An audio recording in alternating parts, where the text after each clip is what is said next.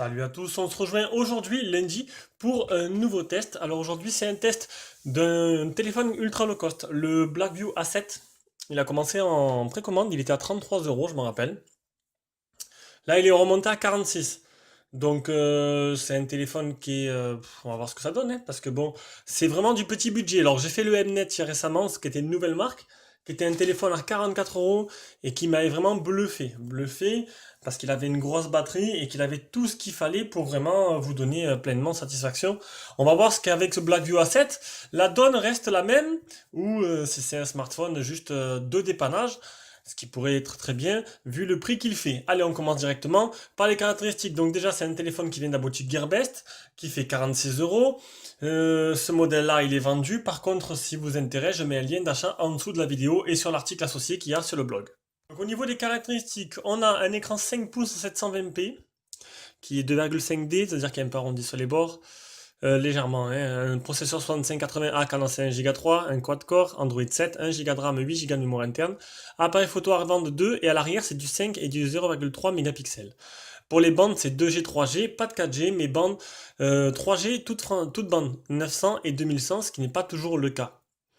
Une carte extensible jusqu'à 32 Go et une batterie qui est donnée pour 2800 mAh, on verra tout à l'heure, parce que je l'ai mesuré. 14,3 sur 7,1 sur 9,5 mm d'épaisseur. Voilà, donc c'est tout pour les caractéristiques. Donc c'est un téléphone avec des caractéristiques modestes. Tout ce qu'il y a, c'est qu'il a le fameux double appareil photo qui est plus un gadget qu'autre chose. Mais bon, voilà, ça a le mérite d'être là.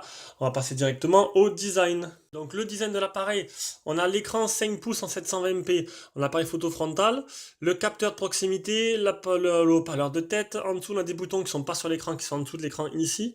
Vous avez vu, ils sont un peu imprimés dessus. En dessous, on a le chargeur, le micro.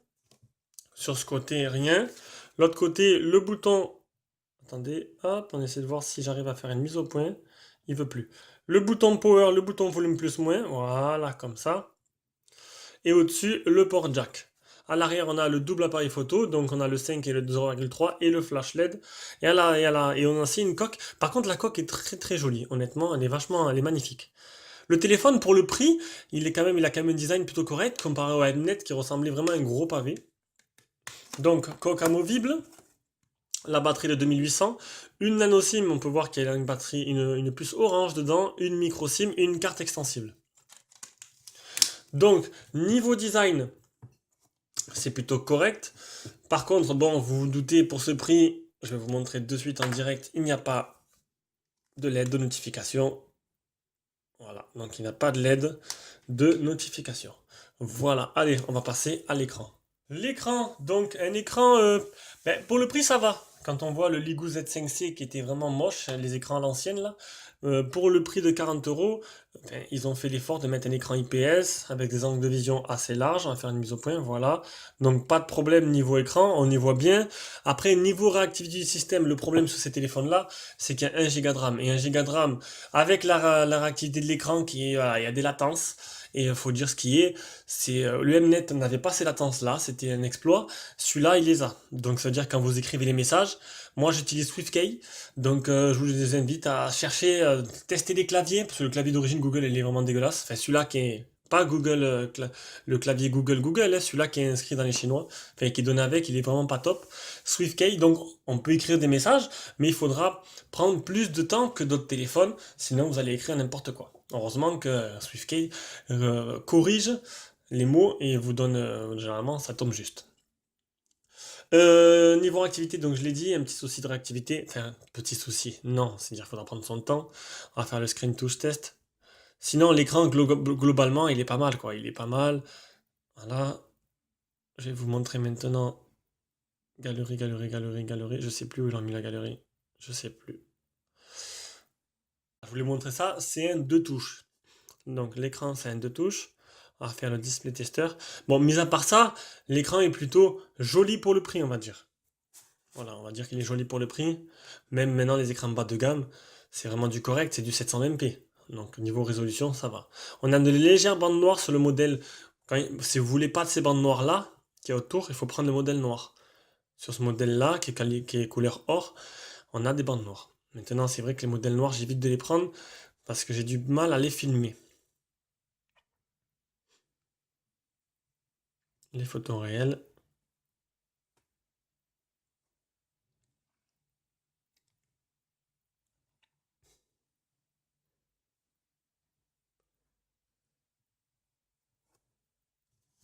Voilà, donc il n'y a pas de problème. Il y a un film sur l'écran. Donc bon, il n'y a pas de Gorilla Glass, il ne faut pas rêver non plus. Il y a déjà un film, c'est déjà bien. Et il n'y a pas le Miravision. Ainsi que il n'y a pas le capteur de luminosité. Voilà. Il faudra mettre une luminosité automatique. Manuelle. Il faudra choisir vous-même. Donc c'est pas pratique parce qu'à la maison, on va vouloir tendance à mettre comme ça. Et puis quand on va sortir dehors, on va tendance à le monter à fond. Ça se fait pas automatiquement. Allez, on va passer à la partie logicielle. Donc, partie logicielle. On est sur un Android stock, légèrement modifié, et encore. Donc avec un tiroir d'application à la Google No. Donc c'est assez fluide. Maintenant, il y a 1 Go de RAM. Si vous ouvrez trop d'applications, pensez à les fermer. Tac. C'est assez fluide, mais voilà, avec 1 Go de RAM, comme je vous ai dit, si vous ne pensez pas à fermer les applications de temps en temps, vous allez arriver des moments où ça va un peu ramer, un peu laguer. Alors, on est sur du Android 7. Au niveau des mises à jour, 14 août 2017. Mon appareil est à jour, donc on est bien sur du Blackview A7 en Android 7. Donc ça c'est le modèle A7 normal, le A7 Pro va arriver en test chez Jérôme. C'est le même, il fait une vingtaine d'euros de plus. Le seul truc c'est qu'il a 4G et il a 2 Go de RAM. Alors peut-être, voilà, voir le budget que vous avez, mais peut-être pas switcher vers le modèle A7 Pro qui pourrait être un peu plus intéressant. Bon, celui-là il est souvent en vente flash, il peut passer sous les 40 euros par moment. Donc c'est ça, c'est vraiment pour 40 euros, c'est plutôt intéressant. Après, les options de la ROM. Le mode une main. Donc ça permet de mettre, on va montrer de suite, vous faites ça, clac, vous passez en mode une main. Les gestures, donc le double tap pour réveiller le téléphone.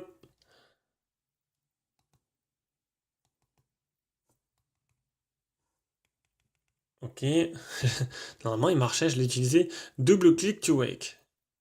C'est quoi ça? Mais ouais, je l'ai bon, je l'ai activé.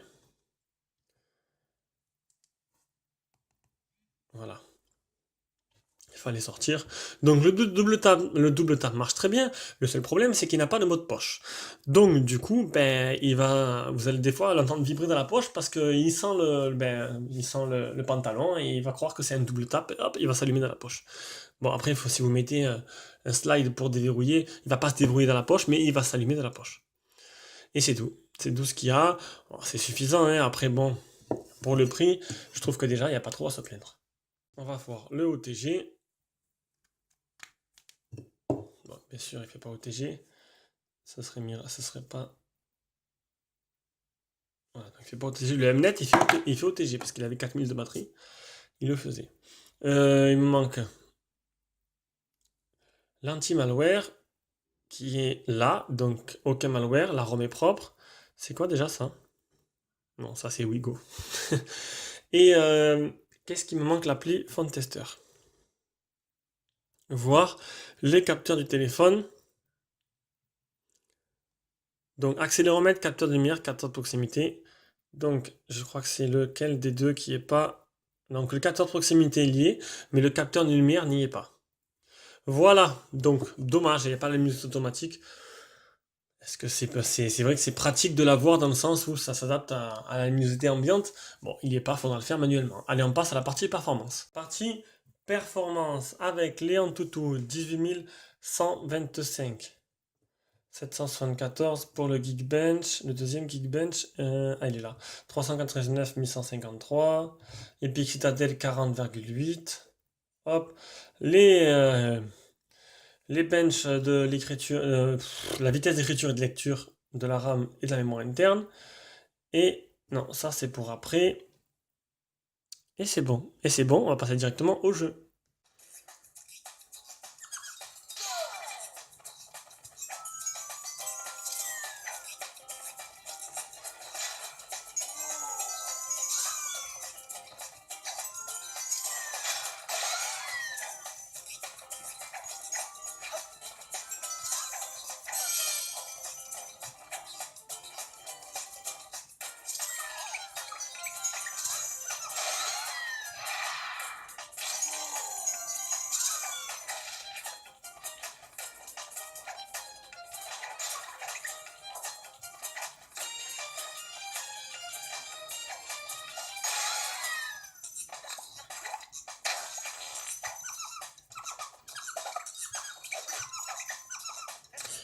Donc nickel, hein. Franchement, pas de ralentissement, rien.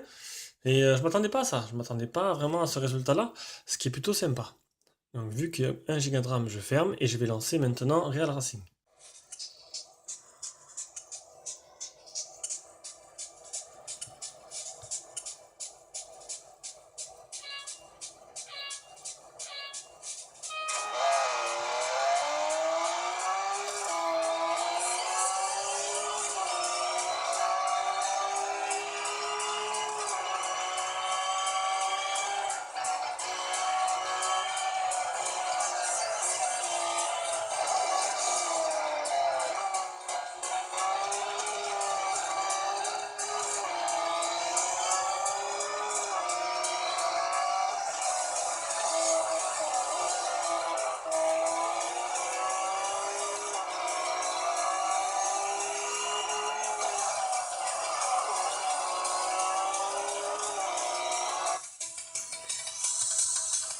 Donc quelques ralentissements, vous l'avez vu.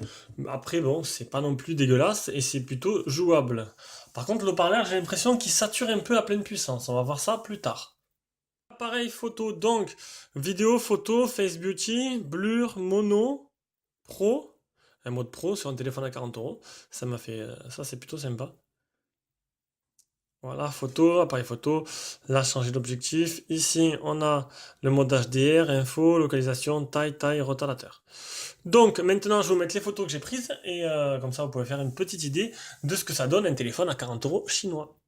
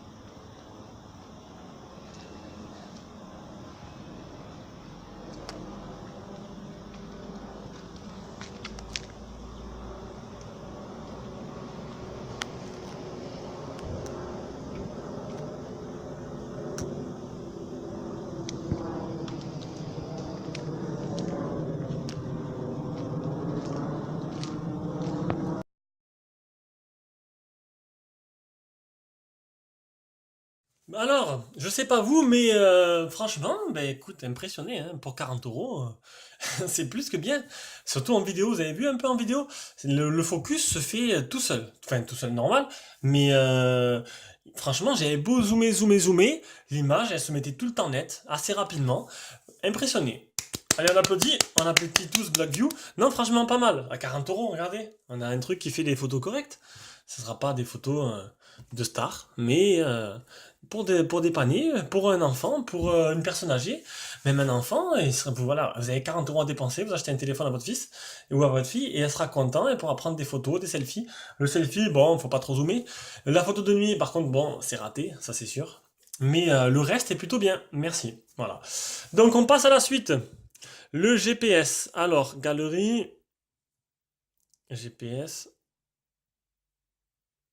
Ah, eh ben écoutez, je l'ai utilisé en GPS hier pour aller chez mes parents, mais j'ai oublié de faire le GPS test. Donc je vais faire de suite le GPS test et je reviens. Voilà, donc en satellite, 6 fixé, 4 mètres.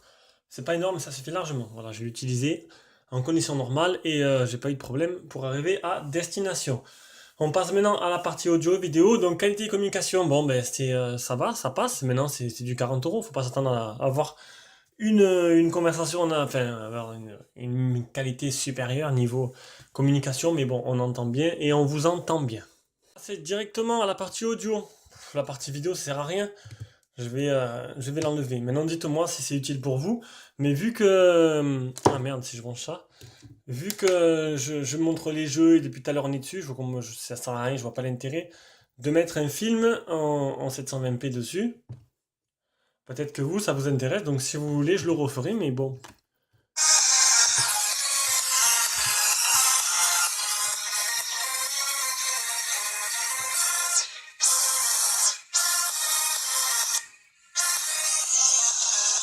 Voilà. Donc c'est clairement pas du haut de gamme. Ça, c'est un peu criard, hein. C'est pas extraordinaire maintenant, bon.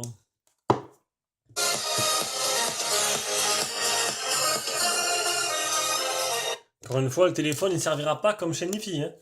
Voilà, donc comme je vous ai dit, pour la partie vidéo, je me demande si... Enfin, petit à petit, au début, j'avais fait une trame assez complète. Petit à petit, j'ai un peu simplifié pour me prendre moins de temps. Donc je pense que mettre une vidéo en Full HD ou en 720p dessus le téléphone, après avoir montré les jeux et Rayman et tout, vous avez pu voir la qualité de l'écran. Il n'y a pas besoin de mettre une vidéo, comme ça je gagne du temps, je gagne des minutes. Allez, comme le test Bluetooth que je faisais au début, je le fais plus. Je vois pas l'intérêt. J'ai jamais eu un téléphone qu'avec le Bluetooth qui ne marchait pas encore. Donc le réseau. Ah, on va activer le Wi-Fi. Tac.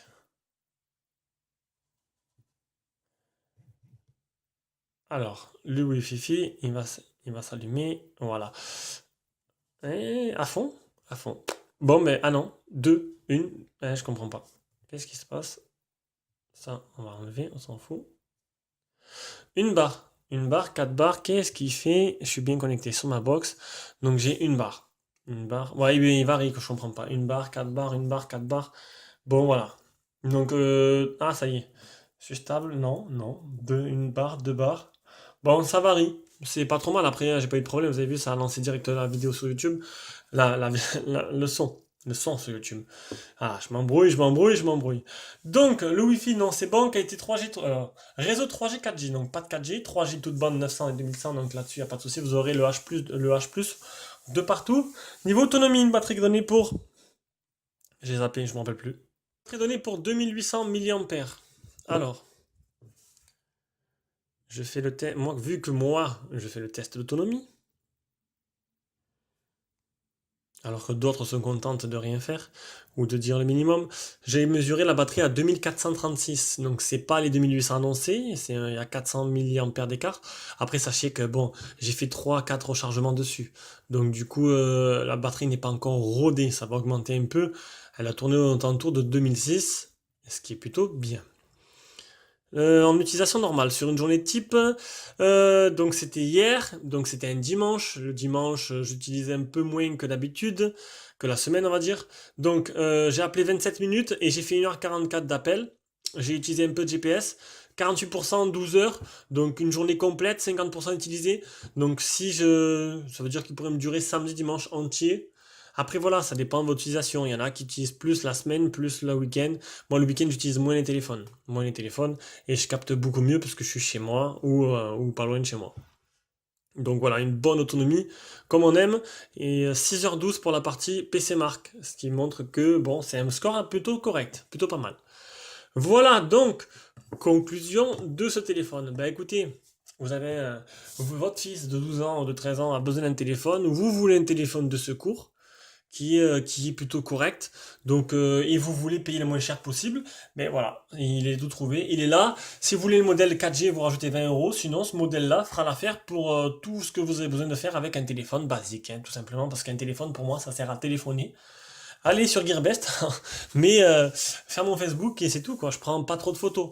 Voilà. Bon, il pourra dépanner en photo aussi, hein. Maintenant, sinon, vous avez le Mnet. Le Mnet que j'ai testé aussi, qui fait le même prix, mais qui a une énorme batterie de 4000 mAh. Donc, qui, du coup, tu auras une plus grosse autonomie, mais largement moins jolie quand même. Voilà. Mais plus optimisé, ça rame moins ce Mnet.